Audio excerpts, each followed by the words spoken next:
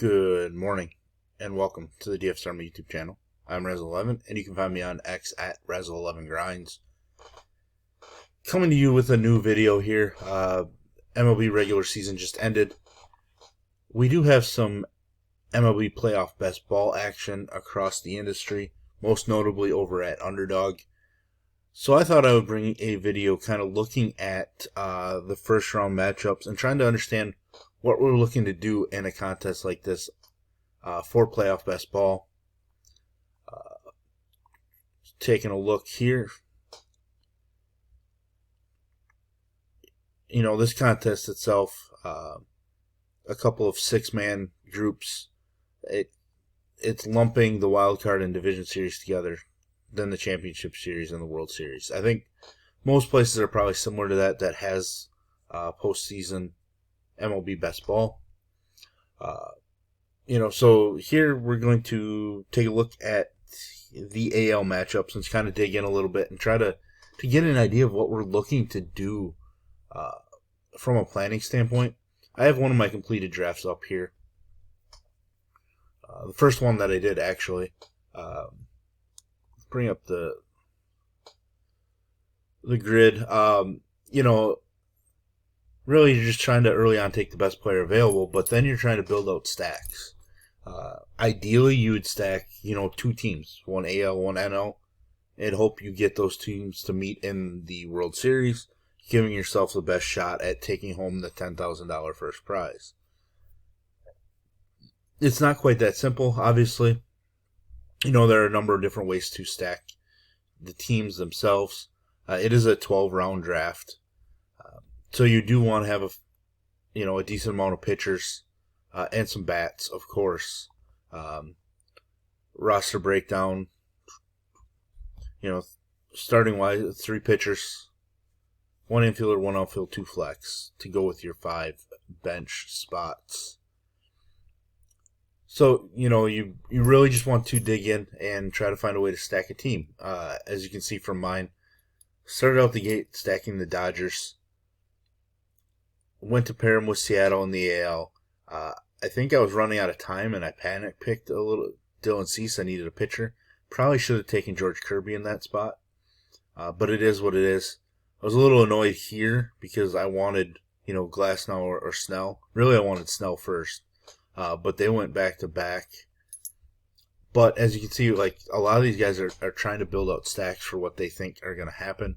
I added a third team in Cleveland. Finished up with 3 guys at the end. Basically, the third team is opposite of my main stack team or your main stack team when you're trying to figure it out. Because you want to give yourself the best chance at having the most bats and most players available to you in the World Series. But we're going to kind of look here. We have the playoff bracket, right? And we're going to focus on the AL in this video. So, first round we get the Guardians and Tigers.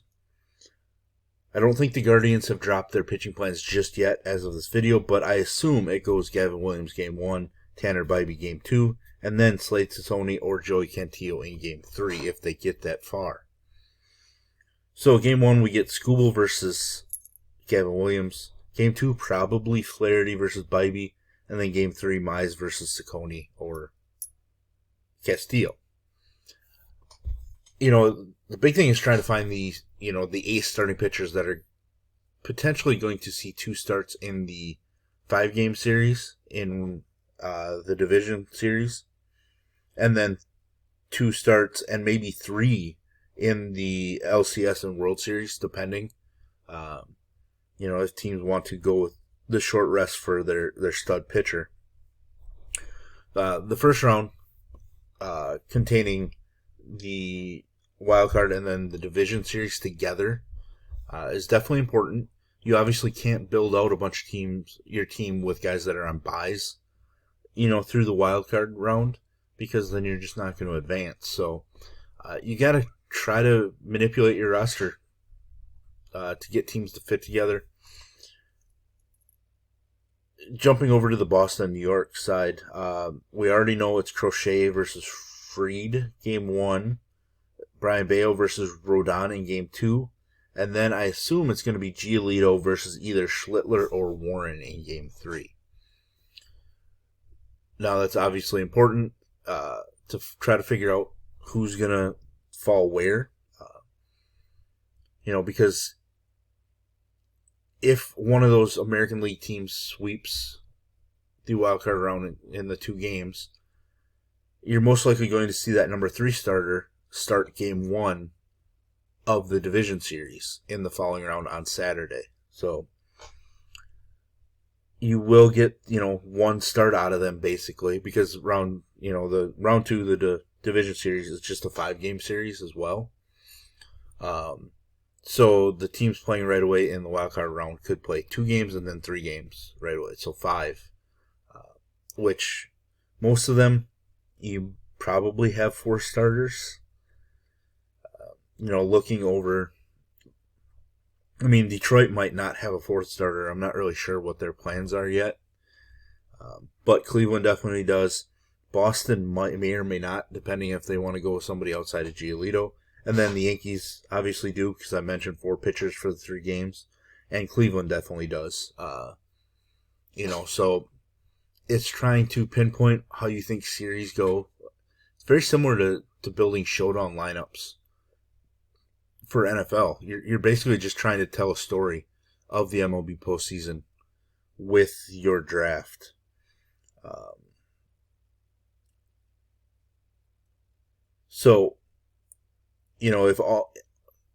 If these series go 3 games in the wildcard round, you're looking at the number 4 starter starting Game 1 of the division series.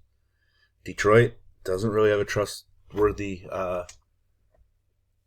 4th starter right now. They've kind of really relied on bullpen games. So do they go bullpen game? I'm not sure.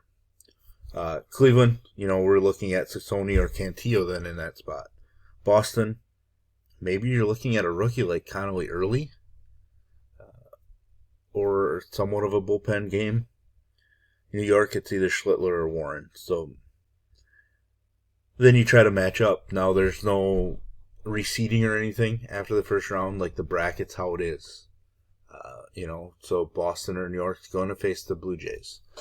One thing that I see standing out with the American League here is that left-handed starting pitchers are missing for most of them, except for like the Yankees are full of them, but it's not the best matchup in the second round against Toronto, a super right-hand heavy team for the most part. But Detroit obviously has Skubal. The Guardians have Cantillo if you were to be starting, but like Seattle can crush left-handed pitching. Seattle's not going to roll out a left-handed starter, so that kind of gives an interesting route for the Detroit Tigers. They limped into the postseason. I'm not sure that they're going to get past the Guardians. Another thing to point out in this wildcard round, the home team has all 3 home games in their stadium, so it's pure home field advantage in that matchup. But if somehow the Tigers can turn it around, like there's a route to the ALCS and even the World Series where they might not have to face left-handed starting pitching, and I think that's the biggest thing for them because it allows them to have Kerry Carpenter in the lineup every single day of the postseason. Riley Green stronger against right-handed pitching. Like Colt Keith's on the IL, so that's no big deal. But Parker Meadows in center field, even McKinstry, even though he's fine against left-handed pitching, I think he would prefer to face a righty most of the time. So, like, if you want to tell that story, like Detroit's probably a team that you are getting, later overall. Riley Green in the 5th in this draft. Torkelson in the 7th in the draft.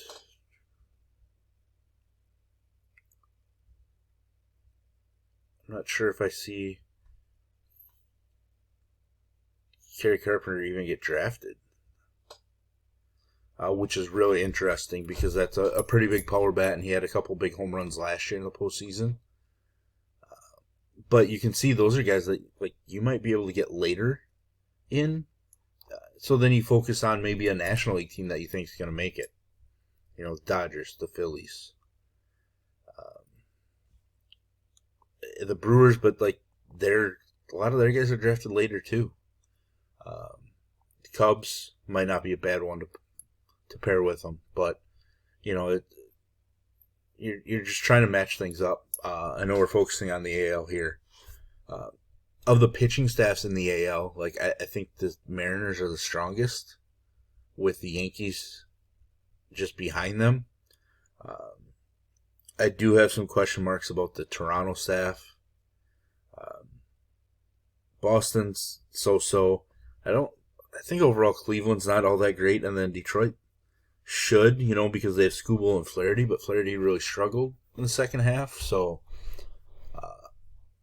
there's routes, and that's why I think Seattle's a really strong second team to go with a main National League team. Or obviously the Yankees. You can go with any National League team, right? Because if the Yankees are playing right away first round, you don't necessarily need... I mean, you would love it if you could pair them with, the Dodgers, but that's almost impossible, right? Like a bunch of Dodger bats and everything going early, especially, and Yankees as well. So maybe you can pair them with the Brewers. You might be able to pair them some with the Cubs or Padres if you think, but I feel like Tatis is going a little earlier than you'd like to see. It's almost impossible to pair the Yankees with the Phillies or the Dodgers. Maybe you'll get lucky in a draft and start being able to do it, or you just use ancillary pieces rather than the main guys. Really, it's just, the old adage, like, you just want shots on goal. You just want guys playing. You want the at-bats. You give yourself as many at-bats as you can for as long as you can in this contest. You're going to have better chances than having to hit everything perfectly. I don't like to try to, build to be perfect. So that's the big thing. But I'm going to wrap this AL version up here, where we talked about the AL a bit, some of the pitching matchups. I guess first I'll kind of give my prediction in it. When it comes to the AL for this contest, like I've already mentioned, I'm going with Seattle quite a bit. I like the Yankees as well. Them going with two left-handed starters against the Red Sox, I think, is a negative for the Red Sox. And I do have questions with the way the Blue Jays offense limped down the stretch as well. So if I was a betting man, which I obviously am, I think the ALCS comes down to the Yankees and Mariners. I don't think Cleveland's a team I really want to stack all that much. I mean, I have them in the one draft that I did do so far. They are a mini stack version, but like main stack, I just don't think I'm going to get there. Detroit's intriguing. Then it's the Yankees and Mariners from that. I will try to build some Toronto, just because like there's a route to them having to face the Yankees and a couple different left-handed pitchers, and I think that Toronto lineup can do a bunch of damage against lefties in the postseason. But I have questions about them. They earned the 1 seed. They had the best record in the AL. I get it, but just the question marks are holding me back. So, but there's the first look at the AL side of things in this best ball format. If you want to join me over at Underdog, I'm going to drop a link in the description below. There's a deposit match up to $1,000 going on right now using that link. So check it out, and obviously hit me up within DFS Army in the Discord. Hit me up on X, etc. We can talk through some different strategies as well. I will be dropping an NL version of this video, and then I will link that in the comments to this video once I do have that posted, and then I will link this video into the other one as well, just so we can go through, and then I will add another video of me doing a draft or two on Monday morning to try to go through some different ideas and see kind of what happens in real time. So, but that's all I got for you today. Talk to you guys later.